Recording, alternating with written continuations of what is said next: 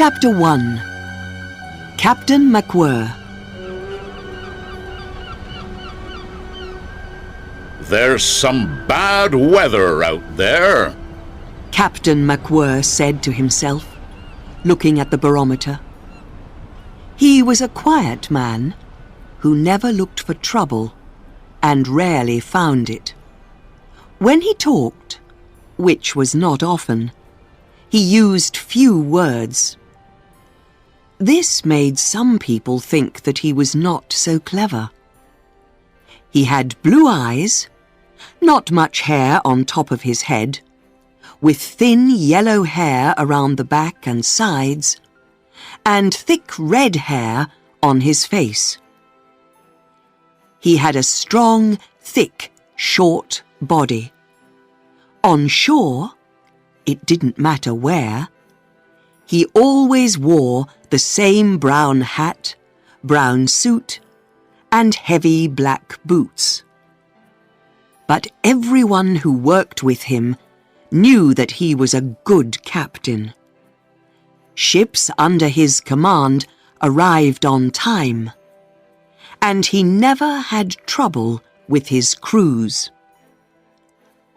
When he was 15, McWhirr ran away from home in Ireland to be a sailor. He didn't tell his mother and father, who had a shop in Belfast, where he was, until 8 months later, when he sent them a letter from Chile. Year after year, he worked on different ships, and didn't go home very often. But he wrote many letters home from all over the world.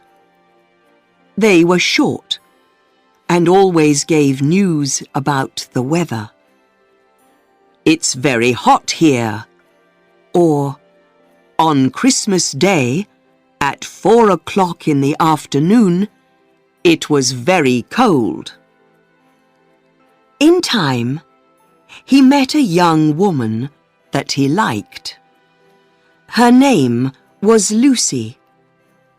But he did not have time to write much about her to his mother and father, because they died. McWhirr married Lucy not long after he was given his first job as the captain of a ship. The Nan Shan was 3 years old and was made in Dumbarton, in Scotland.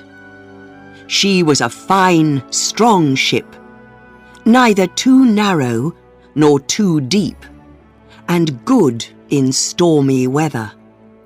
At first, the Nan Shan sailed under a British flag, but then the owner, Mr. Sigg, decided that it would be better to change to the old Thai flag. This was red, with a big white elephant in the middle of it. Jukes, the first mate, felt uncomfortable sailing under Thai colours. "It looks strange to me, that flag with the elephant on it," he said to Captain McWhirr. "I don't like it." There's nothing wrong with it, replied Captain McWhirr, looking up at the flag. You just have to make sure that the crew put it the right way up. Jukes wasn't happy with the captain's answer. Later, down on deck, he told Solomon Rout about it. Rout, taking time out from the engine room, was the chief engineer. He was a tall, fatherly man, and often listened, smiling, to young Jukes's stories. "I can't understand the captain," said Jukes. "You say one thing to him, and he takes it another way. I was ready to leave my job, because we're now sailing under that Thai flag. But all he could say was that you had to put it up the right way. And did you leave your job? Asked Rout, smiling. After many years' work on ships all over the world, Rout knew how important it was to have, and not to lose, a good job. No, I didn't, replied Jukes. He felt a little angry with himself, because he talked of it, but didn't do it. Rout, said the captain, arriving just then. Yes, sir. Rout replied. we're sailing for Fu Chau this afternoon. The engines must be ready for 1 o'clock. And Jukes, Yes, sir? we're taking 200 Chinese laborers with us. They're arriving in about 20 minutes. During the day, they can stay on deck. And at night, they'll sleep in the hold. Make sure that there's room for them and their boxes. Yes, sir. Said Jukes. And with that, the captain went to his room, and Rout and Jukes hurried away to do their work. The 200 Chinese workers were going back to their villages after 7 years of work away from home. They all wore the same dark clothes, and each one carried a little box which was made of wood. In this box was everything that they had in the world, and all their work money. Each one kept his box near him at all times. When they came onto the Nan Shan, Jukes told them where to go. Because the Chinese laborers couldn't speak English very well, he explained everything very loudly and slowly to them. You sleep here, you cook food here, and here you eat. In fine weather, you can come up, walk on deck, and enjoy the sea air. Did the Chinese workers understand him? Their tired faces didn't show what they were really thinking, so it was difficult to be sure. In 4 hours, the ship would leave for Fu Chau. There was just time to write to family and friends, and McWhirr, Rout, and Jukes all wanted to send letters before leaving. McWhirr's letter was to his wife. Spending so much time at sea, Captain McWhirr didn't understand his wife and their 2 children, Lydia and Tom, very well. He knew little about their lives, and had little to tell them about his life. Lucy McWhirr usually didn't read her husband's letters very carefully.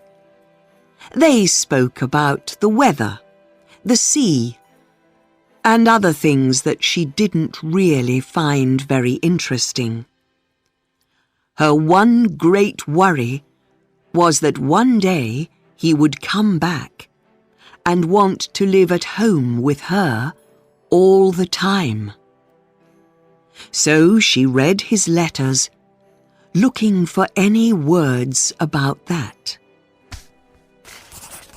Remember me to the children, your loving husband, Wrote McWhirr.